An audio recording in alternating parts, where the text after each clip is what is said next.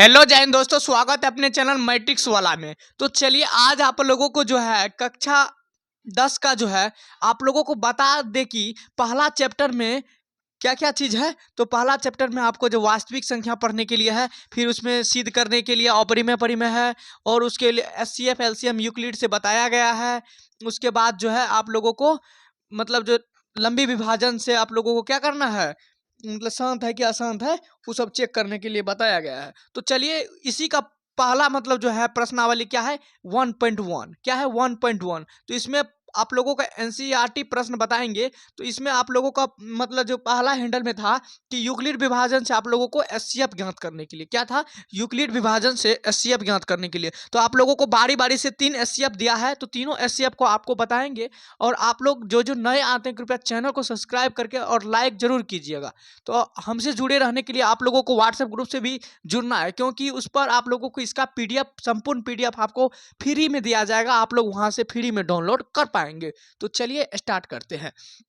तो आप लोगों का पहला प्रश्न है कि यूक्लिड विभाजन से क्या है, एचसीएफ ज्ञात करने के लिए है। तो आप लोगों का पहला प्रश्न है कि 225 और 135 क्या है, 225 और 135 क्या है, 225 और 135, इसका जो क्या करना है, यूक्लिड विभाजन से क्या करना है, यूक्लिड विभाजन से इसका एचसीएफ ज्ञात करना है। तो चलिए आप लोगों के सामने ज्ञात करते हैं, और आप लोगों को क्या करना है, इसी टाइप से ज्ञात करना है और आप लोगों को बनाना है। तो चलिए यहाँ जो है हल लिखते हैं, हल करते हैं। तो हल लिखेंगे, हल करने के बाद आप लोगों को क्या करना है, इसमें से देख लेना है कि इसमें से बड़ा कौन है। तो 225 और 135 में बड़ा कौन है, तो आप लोगों को पता होना चाहिए 135 225 से क्या है, छोटा है। तो बड़ा कौन है, 225। तो यहाँ लिख देंगे चूंकि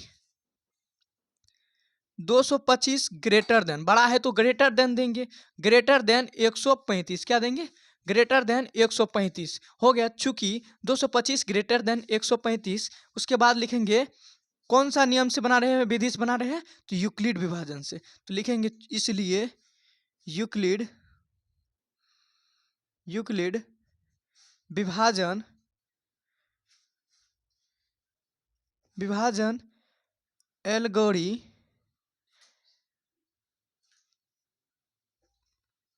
से।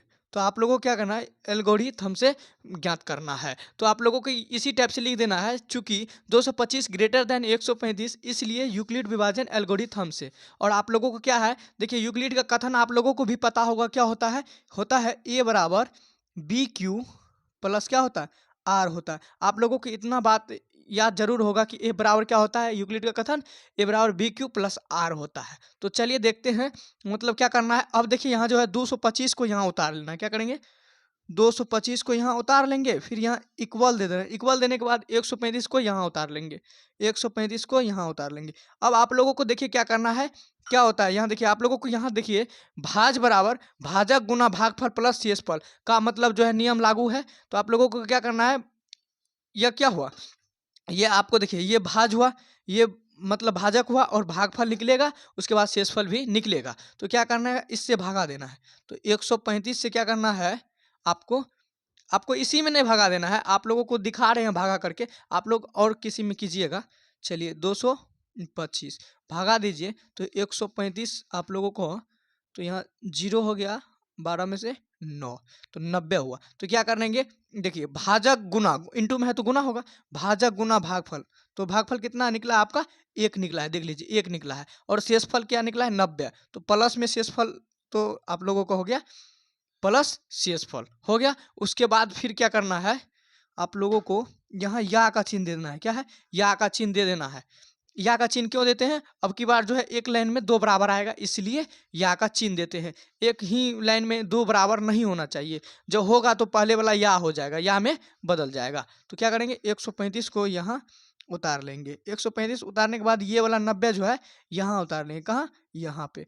फिर वही बात करना है, 90 से 135 में भागा देना है। तो चलिए 90 से 135 में भागा देते हैं, तो क्या होगा, एक मरतबा लगेगा 90, फिर आपका शेष बचेगा 45। तो भागफल देखिए कितना निकला, 1। तो भागफल को गुणा में लिखते हैं और शेषफल को मतलब जोड़ में लिखते हैं। फिर वही बात, चलिए फिर इसको 90 को यहाँ उतार लेते हैं और 45 को यहाँ उतार लेते हैं।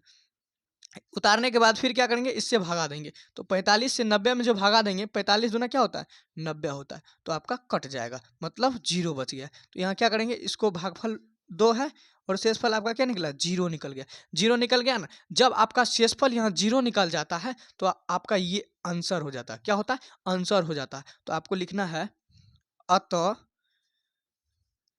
HCF, या आप लोग मौसो भी लिख सकते हैं। क्या, मौसो, चलिए लिख देते हैं मौसो। क्या है आपका 225 और कितना है 135, क्या है 135। तो बराबर क्या हो जाएगा आपका, ये वाला आंसर है तो आपका 45 आंसर राइट हो जाएगा। चलिए 1 नंबर का समझ गए होंगे। चलिए 2 नंबर का देखते हैं। चलिए 2 नंबर का प्रश्न है आपका कि 38,220, क्या है 38,220 और क्या है, और है आपका 196, क्या है 196। तो चलिए 196 लिख देते हैं। अब क्या करना है, हल करना है। हल करना है तो नीचे हल लिखेंगे, हल। अब क्या करना है, लिखना है चूंकि, बड़ा वाला को लिखेंगे, क्या लिखेंगे, बड़ा वाला को। चूंकि 38,220 क्या लिखेंगे, फिर ग्रेटर देन, क्या लिखेंगे, ग्रेटर देन। ग्रेटर देन लिखेंगे, उसके बाद 196, फिर क्या लिखेंगे, इसलिए। सब में वही रूल फॉलो करना है, इसलिए यूक्लिड यूक्लिड विभाजन यूक्लिड विभाजन एल्गोरिथम से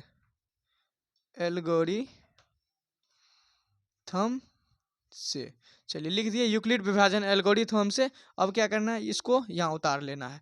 तो 38/0 इक्वल 196। अब बोलेंगे आप सर ये वाला जो है यहाँ बता दिए, आप लोगों को समझने के लिए ये लिखे थे। आप लोग चाहो तो लिख सकते हैं या तो नहीं भी लिखेंगे तो चलेगा। तो आप लोगों को अब डायरेक्ट करना है, तो 196 से इसमें भगा देना है। तो 196 से आप लोग भगा देंगे 38/0 में, तो आप लोगों का जो एक मरतबा लगेगा, क्या लगेगा, एक मरतबा पहले लगेगा। तो 196, तो यहाँ देखिए 6 उतरा, फिर यहाँ जो है 17 में से 8 बचा, यहाँ जो आपका 2 में से 1 गया, 1 बचा। फिर उसके बाद ये 2 निकलेगा तो आप लोगों को 9 मरतबा लगेगा। तो 9 छाके 54 हो गया, 9 नमा 81, 5 86, उसके बाद 9 8 कितना हुआ, 17 हो गया। फिर यहाँ आ जाएगा 8 0 1 कट गया। चलिए सॉरी, यहाँ देखिए 12 में से जो है आपका 8 बचा, तो यहाँ 15 हो जाएगा, 15 में से 6 जाएगा 9, यहाँ आपका ये कट जाएगा। 98 आया, तो यहाँ अब 0 ये वाला उतर जाएगा। तो यहाँ देखिए 5 मरतबा लगाते हैं, 6 पंचे 30 हुआ, 45 3 48, 5 4 9, देखिए आपका पूरा कट गया। कट गया तो आप लोग को क्या करना है, भागफल को यहाँ गुना में लिखते हैं। तो भागफल कितना निकला 195 और शेषफल आपको 0 निकला है कि नहीं, 0 निकला है। जब आपका शेषफल 0 निकलेगा तो ये वाला क्या हो जाएगा, आपका आंसर हो जाएगा। तो लिखते हैं अतः HCF कितना है 38/0 और कितना है 196। आपका कितना आंसर निकला है, आपका 196 ही आंसर हो जाएगा।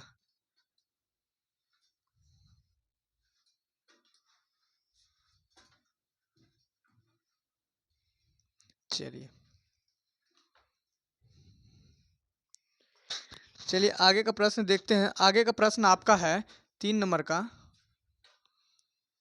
आप लोगों को देखिए लाइक कर देना है और सब्सक्राइब करके शेयर करना है। चलिए तो देखते हैं 3 नंबर का। 3 नंबर का क्या है कि 867 और क्या है, 867 और क्या है 255 क्या है 867 और 255। चलिए फिर वही बात करते हैं, लिखेंगे हल चूंकि 867 ग्रेटर देन 255, इसलिए यूक्लिड विभाजन एल्गोरिथम से। सब जगह आपको यही बात लिखना है। फिर उसके बाद यहाँ लिखना है 867 यहाँ उतार लेना है और 255 को यहाँ उतार लेना है। अब क्या करेंगे 255 से 867 में भगा देंगे। 255 867। चलिए भागा देते हैं। तो देखिए यहाँ जो है आप लोगों का 3 मरतबे लगाइए, 3 5 15, 15 1 16, 3 दूना 6 1 7। तो आपका हो गया 201। क्या निकला भागफल? 3 निकला। तो भागफल आपका गुणा में होता है और शेषफल आपका जोड़ में होता है, तो 102। चलिए यहाँ या का चिन्ह दे दीजिए और ये वाला यहाँ उतार लेंगे, तो 255 यहाँ उतर जाएगा और 102 कहाँ उतरेगा? यहाँ उतर जाएगा।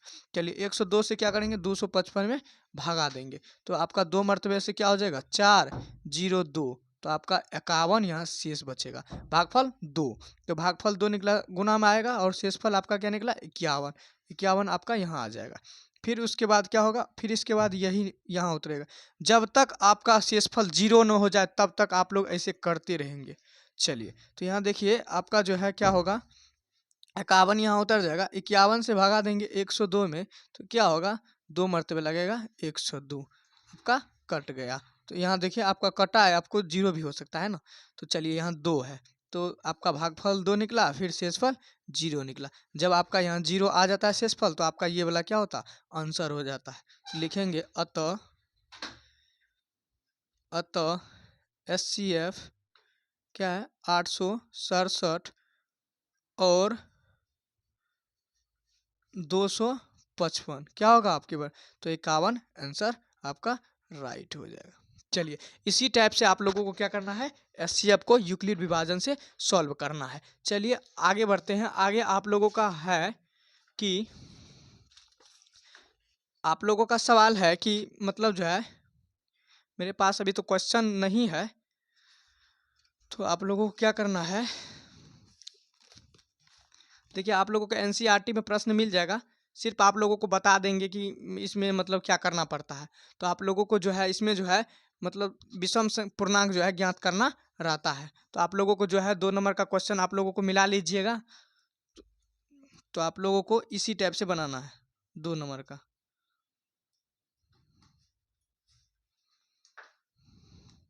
यहाँ आप लोगों का होगा कोई धनात्मक विषम संख्या ज्ञात करने के लिए, और आप लोगों का जो है कुछ जो है 6q+1 और 6q+3 और जो है 6q+5 के रूप में मतलब हो सकता है कि नहीं विषम संख्या, यही आपको सिद्ध करने के लिए होता है। यह सिद्ध करने के लिए होता है।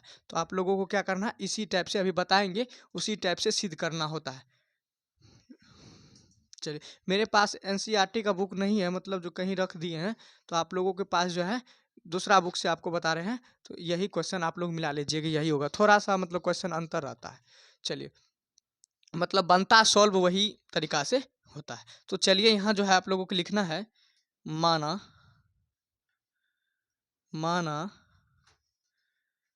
कोई धनात्मक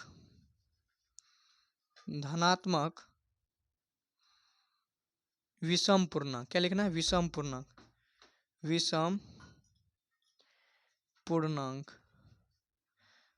पूर्णांक क्या लिखेंगे? तो इसके बराबर आपको लिख देना है a। और आप लोगों को देखिएगा क्वेश्चन में b दिया है, तो b बराबर क्या है? b की जगह आपको 6 दिया है, तो आप लोगों को लिख देना है b बराबर गिवेन 6 क्या है? गिवेन है। चलिए तो अब आपको क्या करना है? आपको यूक्लिड विभाजन का प्रयोग करना है। इसलिए यूक्लिड, देखिए यूक्लिड विभाजन हम जानते हैं तो इसी का प्रयोग करेंगे। यूक्लिड विभाजन एल्गोरिथम से।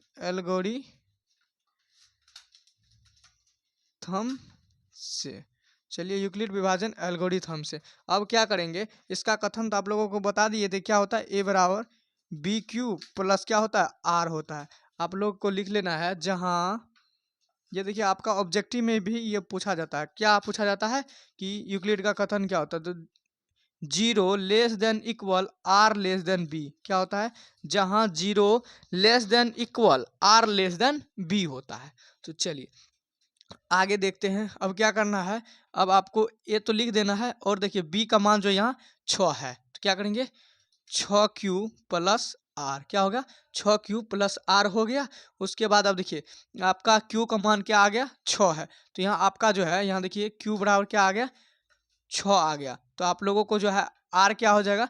r जो है आप लोगों को देखिए यहाँ जो है यहाँ भी कर लीजिए, तो लिखेंगे जहाँ तब आप लोग को ज़्यादा समझ में आएगा, जहाँ 0 less than equal r less than b, तो बी क्या है 6 है। तो आप लोगों को देखिए यहाँ जो है बी 6 है तो बी से छोटा ही ना होगा आर, तो आपका क्या करना है, आपको आर का संभव मान लिखना है। तो लिखेंगे यहाँ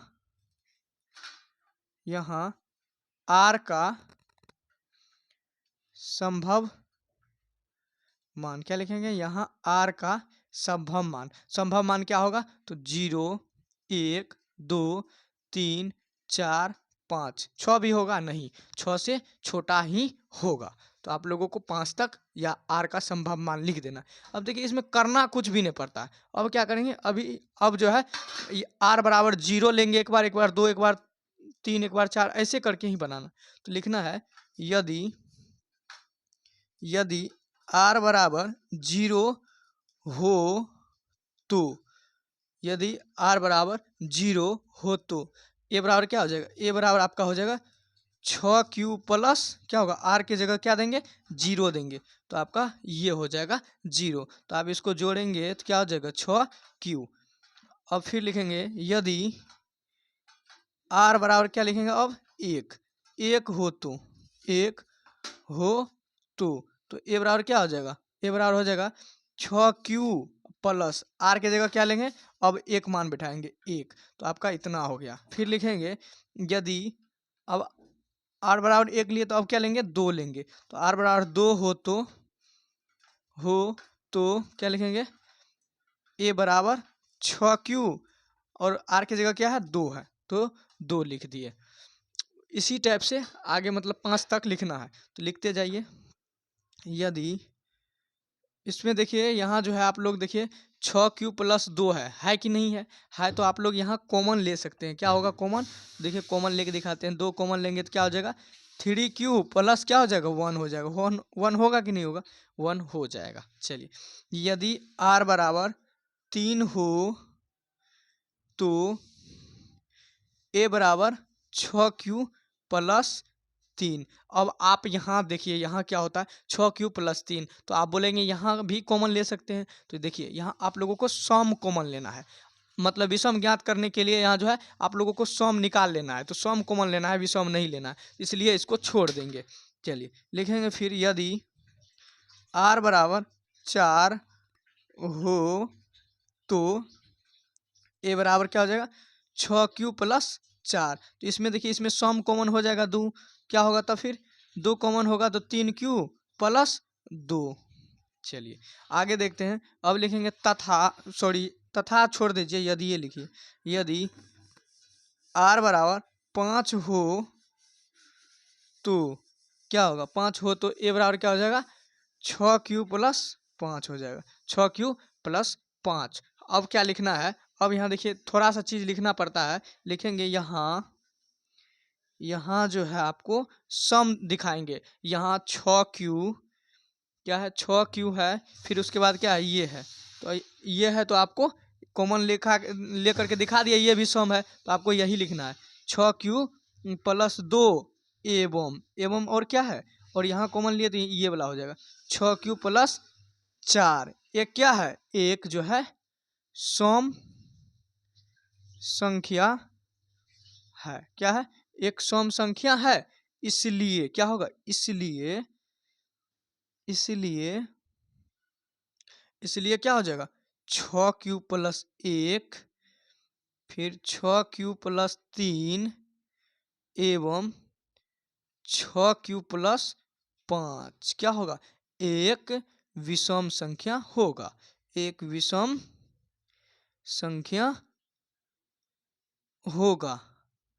अब क्या लिखना है, विषम संख्या होगा। अब लिखना है अतः दे करके, क्या लिखना है अतः दे करके, लिखेंगे अतः जो माने हैं वही लिखेंगे, अतः कोई धनात्मक विषम पूर्णांक